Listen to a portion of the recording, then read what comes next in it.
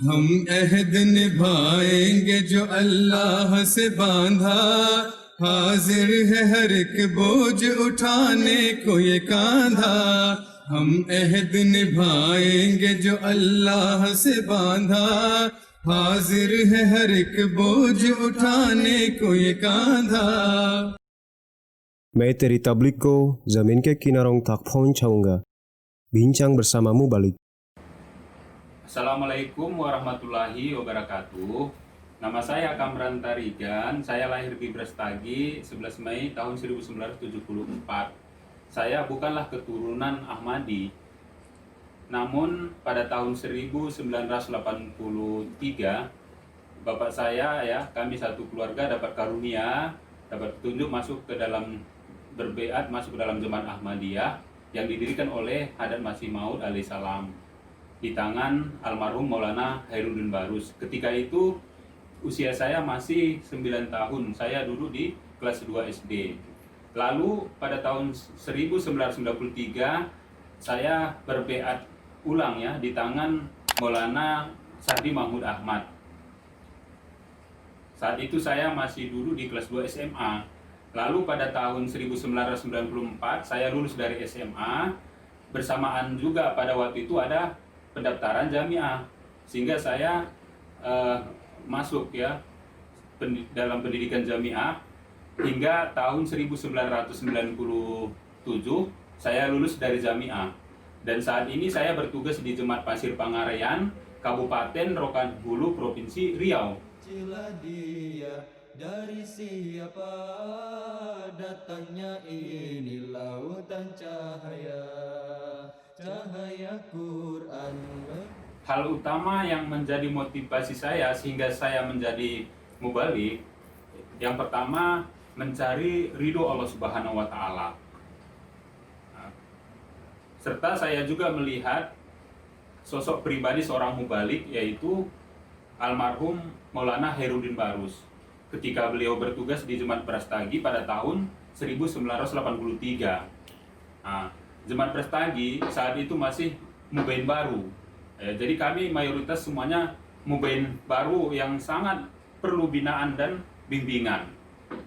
Jadi ketika itu Bapak almarhum Maulana Khairuddin Barus lah yang terus membimbing kami. Beliau datang beserta istri dan anaknya, datang ke Desa Bulan Baru. Kami sholat berjamaah, sholat maghrib.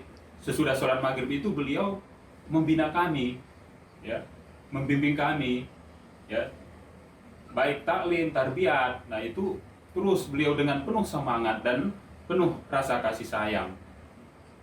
Jadi moto dari Khalifatul Masih yang ketiga itu sangat tercermin ketika beliau menyampaikan pembinaan itu kepada kami. Sehingga itulah yang memotivasi saya ingin menjadi seorang mubalik. Dan kemudian ketika beliau berkunjung silaturahmi ke rumah bapak saya, beliau juga berpesan, semoga nanti putra bapak bisa menjadi seorang mubalik. Ini ucapan seorang mubalik ini saya menganggap itu sebuah doa sehingga dengan doa ini saya menjadi terinspirasi, memicu saya sehingga saya ingin menjadi seorang mubalik. Alam berwujud sendiri, segala sesuatu kami butuhi, ada dalamnya telah tersaji. Pengalaman menarik ketika pendidikan jamiah itu awal permulaan masuk jamiah saja saya sudah mendapat ujian dari Allah Subhanahu wa Ta'ala ketika pengumuman kelulusan testing jamiah. Ternyata saya tidak lulus ketika itu. Jadi saya berdoa, sabar, kalau memang ini yang terbaik dari Allah Ta'ala saya terima. Ternyata di balik kesabaran kita itu Allah Ta'ala menolong saya. Rupanya 2 hari setelah pengumuman kelulusan itu, Bapak almarhum Maulana Khairuddin Barus dengan Bapak Sabik Maulana Mudasir datang ke saya ketika itu. Dan mereka menawarkan dua pilihan. Nah, yang pertama, apakah kamu masih mau melanjutkan sekolah di jamiah atau apa kamu mau bekerja? Nah, itu beliau tawarkan. Nah, jadi mengingat niat saya memang dari awal belajar di jamiah, jadi pada waktu itu saya memilih pendidikan jamiah. Jadi setelah mengikuti ya pendidikan jamiah, waktu itu memang saya harus belajar dengan tekun ya, karena angkatan saya ini memiliki latar belakang yang berbeda, baik dari kesukuan, baik dari segi ilmu. Jadi teman-teman ada jemaat keturunan ya, mereka juga sudah punya pengalaman KPA, jadi udah mateng. Memang mereka itu udah siap belajar di jamiah. Nah, kalau saya ketika itu memang masih ketinggalan gitu. Jadi masih harus belajar dengan tekun ya, belajar dengan gigih. Di angkatan saya ketika itu memang ada angkatan dinas, ada angkatan non dinas. Angkatan dinas ini dibiayai oleh jemaat sepenuhnya. Nah, kalau angkatan non dinas ya itu dibiaya sendiri. Nah, jadi saya kategori non dinas lah ya ketika itu. Alhamdulillah ya, walaupun non dinas, berkah doa itu tadi Allah Ta'ala menolong ya, saya bisa ikut belajar di jamiah. Yang istimewanya di zaman kami itu kami merasakan dua prinsipal. Itu yang pertama di zaman almarhum Maulana Sayyidi Aziz. Di zaman beliau ini beliau banyak sekali ya memotivasi saya, memberikan ilmu yang sangat berharga, yang sangat bermanfaat kepada saya. Jadi ketika beliau berkunjung ke luar daerah ya, seperti ke Cianjur, ke Cisalada, ke arah Jakarta, itu beliau suka mengajak saya ya menemani beliau. Jadi di perjalanan itu beliau banyak sekali memberikan ilmu yang bermanfaat kepada saya, dan saya juga terus mohon doa kepada beliau. Jadi doa mereka memang luar biasa ya, makbul dan berberkah. Nah, selama 1 tahun di jamiah ya, kami waktu itu ada penaikan tingkat gitu ya. Ketika menerima raport itu beliau memanggil saya ke kantor. Nah, memanggil saya, sesampai saya di kantor beliau menyampaikan,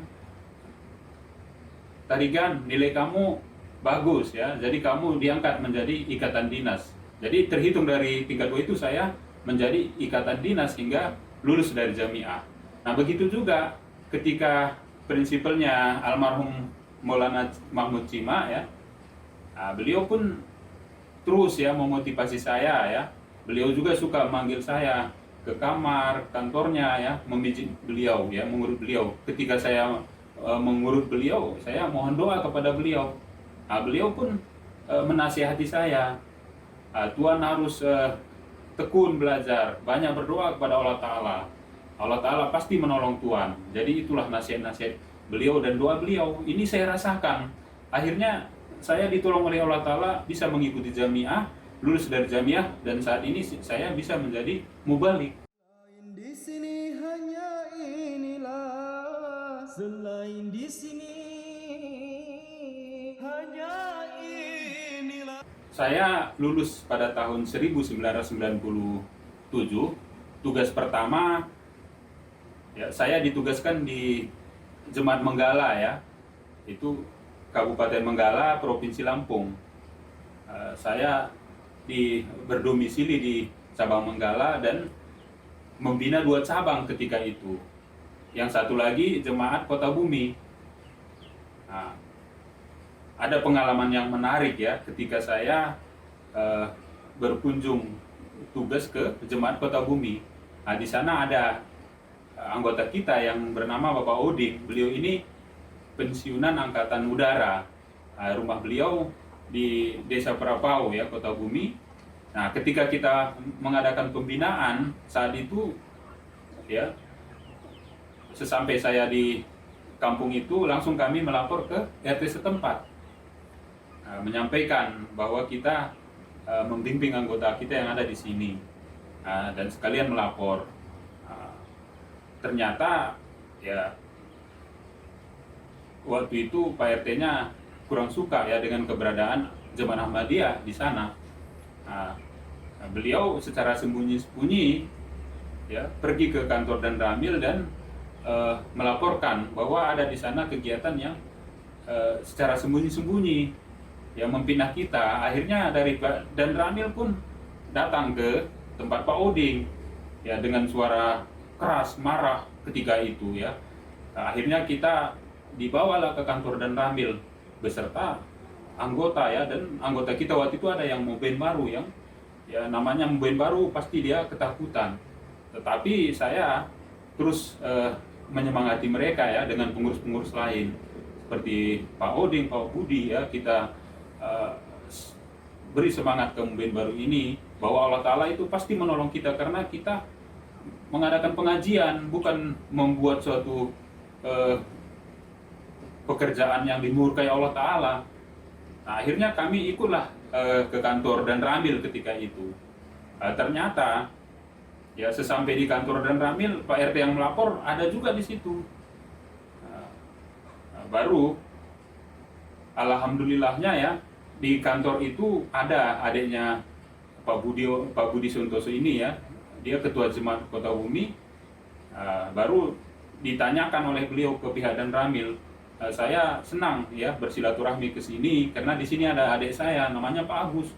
Oh, mendengar Pak Agus ini langsung dari pihak Dan Ramil itu terkejut dan tadinya ya dengan nada yang keras akhirnya lembut dia. Oh, Pak Agus ini adiknya Bapak, itu komandan kami Pak.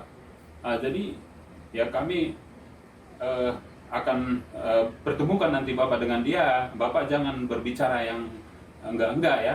Jadi anggaplah silaturahmi ini sebagai tamu terhormat ya bagi pengurus Ahmadiyah dan anggota Jemaat Ahmadiyah. Nah, akhirnya Pak RT yang ada saat itu terkejut juga ya, karena kita disambut dengan baik ya, dijadikan jadi tamu yang terhormat. Lalu ilham yang diterima Hadrat Masih Maud itu kami rasakan ketika itu ya. Ini mu'inun man aroda ihanatika wa ini mu'inun man aroda ihanatika. Jadi kami akan memuliakan orang yang memuliakan menolong engkau, dan kami akan menghinakan orang yang menghinakan engkau. Ya ternyata ketika itu Pak RT yang udah membina kita ya betul-betul dihinakan oleh Allah Subhanahu Wa Taala di depan kami itu, diusir oleh pihak Dan Ramil karena ya beliau itu memfitnah ya, menyampaikan hal-hal yang tidak ke pihak Dan Ramil. Nah, ternyata ya pertolongan Allah Ta'ala itu ada ya. Akhirnya ya para Muben baru yang tadi udah ketakutan itu jadi tenang. Saya juga baru tugas pertama ya, saya rasakan pertolongan Allah Ta'ala memang luar biasa. Nah itulah pengalaman pertama ketika tugas menjadi seorang mubaligh. Cahaya Quran lebih kentara dari semua cahaya yang ada. Sucilah dia dari... Saya bertugas ya hampir 23 tahun. Ya, tidak terhingga atau tidak terhitung karunia-karunia atau pertolongan-pertolongan Allah Subhanahu Wa Taala yang saya rasakan. Namun di sini saya akan menyampaikan ya, menceritakan pengalaman menarik ketika saya bertugas di Jemaat Hinai, yaitu Kabupaten Langkat, ya Sumatera Utara. Saya waktu itu tugas di Jemaat Hinai, berdomisili di sana dan membawahi dua cabang yang saya bina. Satu Jemaat Palu Bulu. Jadi doa-doa pemimpin-pemimpin kita dalam jemaat ini itu sangat makbul ya, dan sangat berberkah. Itu kami rasakan sendiri. Ketika ada pertemuan jalsah di Medan, itu ya para amir pernah datang, para sultabib pernah datang, dan juga pengurus PB pernah datang. Kalau mereka datang ke Jemaat Hinai berkunjung, itu merupakan suatu karunia bagi kami, dan kami terus mohon doa kepada pemimpin-pemimpin kita ini. Alhamdulillah doa mereka makbul dan berberkah. Yang mana tadinya ya Jemaat Palu Bulu, di situ udah terbentuk cabang, anggotanya waktu itu lumayan banyak ya. Tapi karena sudah lama mereka tidak aktif, tinggal satu keluarga waktu itu yang ada ya. Sehingga jemaat itu walaupun sudah dibentuk cabang bisa dikatakan jemaat mati. Nah, itu ya berkah doa itu tadi, dan juga berkah kerjasama mubalik dengan pengurus dan anggota, kita silaturahmi ya ke anggota-anggota yang sudah tidak aktif itu, ya seperti mutiara-mutiara Imam Mahdi yang menghilang, ya kita temukan kembali, ya kita datang silaturahmi dengan penuh kasih sayang, ya seperti moto yang disampaikan oleh Khalifah yang ketiga, ya kita tanamkan rasa kasih sayang bahwa jemaat ini adalah jemaat ilahi. Ternyata ya mereka kembali lagi ke dalam jemaat, mutiara yang hilang itu kembali, ya akhirnya mereka aktif kembali sampai bayar candah kembali, sehingga waktu itu udah dibentuk cabang lagi ya di cabang Palu Bulu.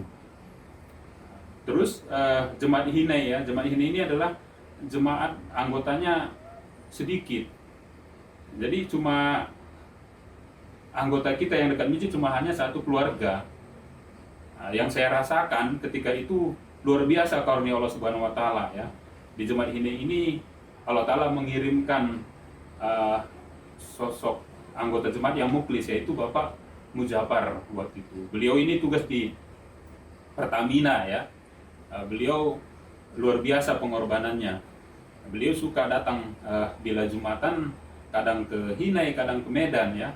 Jadi ketika beliau ke Hinai itu saya minta tolong gitu ke beliau, Pak, motivasi anggota kita supaya mereka semangat.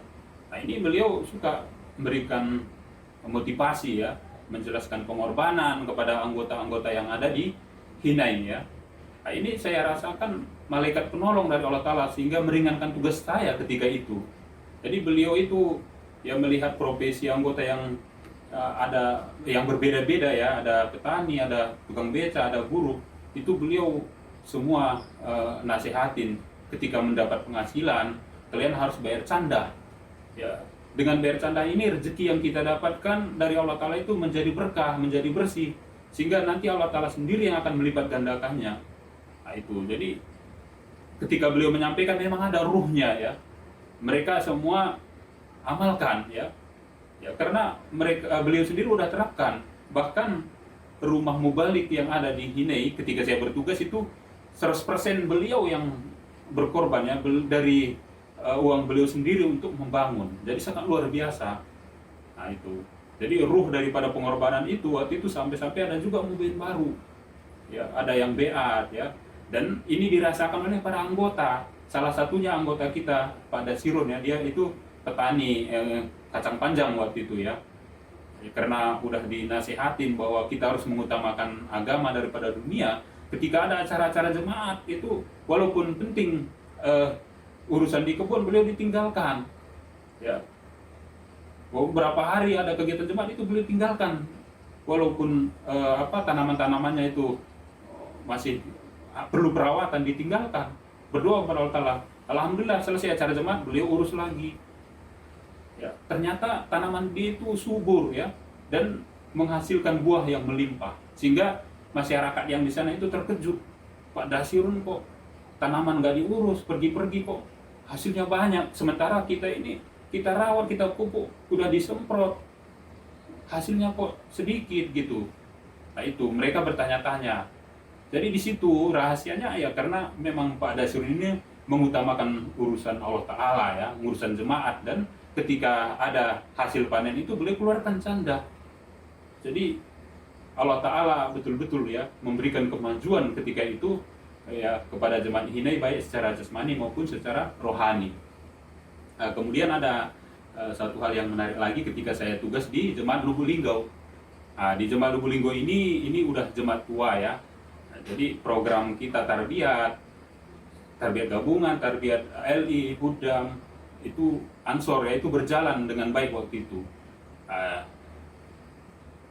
Namun waktu itu Hudam kita ini, ya, proaktif, itu suka silaturahmi ke remaja-remaja masjid yang lain, sehingga waktu itu kita bertemu dengan ketua BKPRMI, ya, Badan Komunikasi Pemuda Remaja Masjid Indonesia, namanya Pak Senturi.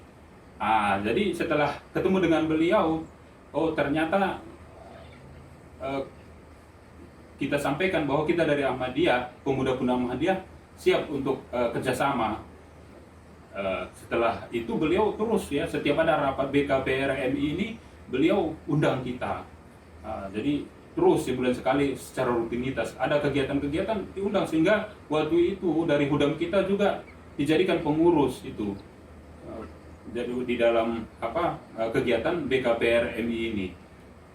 Itu dijadikan pengurus. Ketika kita terus ikut kegiatan-kegiatan itu ya, rupanya di kalangan masyarakat Lubulingga waktu itu ya terdengar ya, di masyarakat, di perkantoran dengar, sehingga jadi bahan bicara gitu, pembicaraan, terutama di kantor BKKBN ya. Waktu itu mereka terkejut gitu, kok Ahmadiyah sudah ikut membaur ya, ikut rapat gitu di BKPRMI ya. Padahal Ahmadiyah itu kan sesat, kafir ya, kenapa diikut sertakan? Jadi mereka saling inilah gitu ya, membicarakan gitu mengenai kesesatan Ahmadiyah, dan terkejut dan heran gitu, kok sekarang udah bisa ikut dengan kegiatan-kegiatan yang ada di BKPRMI ini, Badan Komunikasi Pemuda Remaja Masjid. Lalu ya salah satu pegawai di kantor BKKBN ini namanya Pak Hardin, beliau ya mendengar Ahmadiyah sesat kafir itu, beliau semakin penasaran gitu. Lalu dia ketika keluar kantor ya, pulang dari kantor, dia keliling ke kota, lalu nampak dia ada papan Jemaat Ahmadiyah di Jalan Bukit Sulap. Itu beliau langsung masuk itu ke lokasi kita dan ketemu dengan saya. Saya pun terkejut, ini kok ada pakaian dinas gitu, Bapak dari instansi mana? Saya bilang, oh saya ini bukan tugas Pak, cuma saya ingin tahu ya, ini Ahmadiyah kan? Ahmadiyah, saya bilang, saya ingin tahu, saya mau menyelidiki Ahmadiyah sebenarnya, karena di kantor kami lagi heboh ini, ribut mengenai Ahmadiyah. Akhirnya ya kalau Bapak mau menyelidiki, ayo Pak, saya bilang, saya senang ya, karena Bapak menyelidiki ini nanti Bapak sendiri lebih tahu Ahmadiyah itu seperti apa yang sebenarnya. Ya ini udah jam zuhur, saya bilang, karena dia waktu zuhur datang ya, kalau Bapak mau sholat berjamaah dengan saya, ayo sholat. Jadi akhirnya kami sholat berjamaah. Setelah selesai sholat, saya tanya ke beliau, ada nggak yang salah Pak, ada yang nggak yang beda? Ternyata nggak ada, sama aja katanya. Berarti selama ini fitnah ya dari mereka itu, katanya sholatnya beda. Jadi kalau gitu saya akan mempelajari Ahmadiyah ya lebih dalam lagi. Buku-buku kalau ada ya saya bawa ya, silahkan Pak. Ini karena waktu itu ada perpustakaan ya, dikasih beberapa buku kepada beliau. Nah, dan beliau juga bilang, nanti Pak setiap Jumat saya akan ikut di sini sholat Jumat. Ya alhamdulillah Pak, saya bilang, saya sangat senang. Jadi beliau betul-betul selidiki Jemaat Ahmadiyah, sehingga 6 bulan berjalan ya, itu beliau juga sempat membayar pengorbanan, karena dia melihat anggota kita bayar candah ya hari Jumat. Saya pun udah menjelaskan juga berkenaan dengan pengorbanan kepada beliau ya, bahwa kami anggota Ahmadiyah ini yang berpenghasilan mengeluarkan berkorban ya 1/16 dari penghasilan, itu candah am. Kalau candah wasiat itu 1/10 dari penghasilannya. Jadi beliau tertarik ya, berarti kita harus berkorban. Akhirnya beliau berkorban juga ya, kita terima walaupun belum kita masukkan candah ya, cuma dana lokal lah. Akhirnya 1 tahun beliau itu selidiki ya, pas bulan Ramadan ketika itu di tahun 2010 ya, beliau beat masuk bergabung ke dalam Jemaat Ahmadiyah dan terus aktif dan membayar candah. Seminggu sesudah beliau beat, beliau membawa istrinya pun beat. Memang beliau itu bukan asli orang Linggau, dia tinggal di Sekayu. Nah itu, jadi ini hal yang menarik ya ketika tugas di Jemaat Lubuk Linggau. Cahaya Quran lebih kentara dari semua cahaya yang ada. Sucilah. Dan kemudian menjadi seorang mubalik tentunya ada kesulitan-kesulitan ya dalam berhikmat. Lalu doa terkabul ya, ketika kita berdoa ini pun pernah saya alami dengan keluarga ya. Nah, ketika saya tugas di Lubulinggo ini kan cabang binaan saya ada 2, yaitu Jemaat Trijaya Cecar. Nah, di Jemaat Trijaya Cecar waktu itu ada program Wikari Amal untuk membangun masjid. Jaraknya dari Linggo ke sana itu 150 km. Nah, jadi saya berkunjung ke sana beserta keluarga. Ketika kami dalam perjalanan ya naik kendaraan motor, saya dapat ujian dari Allah Ta'ala. Kira-kira 120 km perjalanan ban motor kami kempes di tengah-tengah kebun karet yang sepi ya, di jalan raya, tempat yang rawan. Jadi istri dan anak-anak pada gelisah, gimana ini Pak? Saya bilang, kita berdoa yuk kepada Allah Ta'ala. Allah Ta'ala pasti ngasih solusi, pasti menolong kita. Nah, selesai kami berdoa, alhamdulillah ada salah seorang bapak-bapak berpakaian putih dari kebun itu ya, naik motor, itu langsung dia menghampiri saya. Kenapa Pak, katanya? Ini kempes bannya Pak, motor kami. Oh, ini tempat rawan Pak, kemarin aja di sini ada kejadian, ada pembunuhan. Sementara bengkel masih jauh. Ayo Pak, ikut aja saya, kata beliau. Istri dan anak Bapak biar saya bawa, saya bonceng dan Bapak bawa sendiri. Gitu. Jadi saya suruhlah istri dan anak-anak naik motornya ya, saya bawa motor sendiri. Kami menuju bengkel. Sesampai di bengkel itu langsung saya antarkan ya kereta motor saya ini supaya diservis. Lalu saya menoleh ke belakang, istri dan anak-anak pun udah turun. Ketika saya menoleh kok orang itu nggak kelihatan lagi. Saya tanya istri, mana Bapak tadi? Ih, nggak kelihatan katanya. Baru saya tanya lagi ke pihak bengkel, Bapak tadi lihat nggak teman saya? Oh, bilang orang bengkel, enggak Pak, dari tadi cuma Bapak aja satu keluarga yang ada di sini. Nah, ini pertolongan yang sangat luar biasa yang saya rasakan. Jadi kemakbulan doa, karena kita berhikmat di dalam jemaat ya. Kita mau menjalankan tugas gitu ya. Waktu itu Wikari Amal membangun masjid di Trijaya Cecar. Jadi di balik kesulitan-kesulitan itu yang kita rasakan pertolongan Allah Ta'ala, disitulah ada ya. Ketika kita betul-betul membutuhkan pertolongan Allah Ta'ala itu, doa kita itu betul-betul dikabulkan oleh Allah Subhanahu wa Ta'ala. Seluruh alam ku jelajahi, baik kedainya maupun rumah, tidak berjumpa. Kemudian ketika dalam pertabikan, tentunya ada pertentangan-pertentangan yang dihadapi. Solusi yang harus dilakukan ya, kalau saya secara pribadi ya, pengalaman selama bertugas, yang pertama berdoa kepada Allah Subhanahu wa Ta'ala ya, dan kemudian kerjasama dengan pengurus dan anggota ya, kita mengadakan raptah. Karena pada dasarnya mereka itu menentang jemaat karena mereka belum paham tentang Ahmadiyah ya. Mereka hanya mendapatkan informasi negatif tentang Ahmadiyah ya, sehingga di benak mereka itu Ahmadiyah sesat kafir ya, sehingga menentang dan benci. Jadi solusi kita ya, kita harus raptah gitu ya ke aparat pemerintahan, kita sampaikan dengan baik ya, seperti moto yang disampaikan oleh Hadrat Khalifatul Masih ketiga itu ya, kita raptah, kita sampaikan dengan penuh kasih sayang secara rutinitas. Insya Allah kalau ini kita lakukan, Allah Ta'ala sendiri nanti dengan sendirinya akan menghilangkan semua negatif-negatif yang selama ini mereka rasakan gitu. Fitnah-fitnah yang selama ini tentang jemaat nanti akan hilang sendiri, sirna. Ya karena itu tadi ya, Hadrat Masih Maud pernah bersabda kan, ya cobaan itu seperti asap ya, yang tebal nanti akhirnya menipis hingga hilang ya, seperti itu. Nah, kita sampaikan ke mereka bahwa Ahmadiyah ini tidak perlu ditakutin. Ya, Ahmadiyah ini tidak pernah mencemari NKRI dan tidak akan pernah melenceng dari ajaran Islam. Nah itu, nanti lama-lama pasti akan membaik ya, dan bisa kita kerja sama. Ini sudah saya rasakan juga ketika tugas di Jemaat Pasir Pengarayan ini ya, saya dapat cobaan dipersusah pembuatan KK dan KTP. Ternyata kita terus raptah ya dengan pengurus dan mubalik ya, akhirnya membaik, alhamdulillah.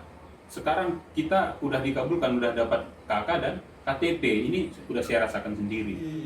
Dari siapa datangnya ini lautan cahaya, cahaya Quran lebih. Pesan kepada anak jamiah ya, yang pertama kita berdoa kepada Allah Ta'ala ya, karena dialah yang maha penolong.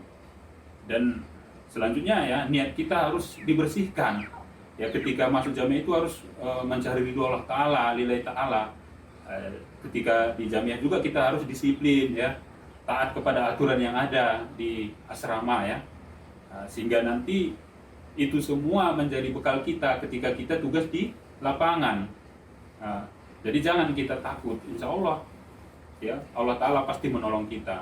Ketika nanti bertugas pun, ketika ada kesulitan-kesulitan ya, kita berdoa, Allah Ta'ala pasti menolong. Jadi inilah kisah-kisah yang dapat saya sampaikan. Assalamualaikum warahmatullahi wabarakatuh.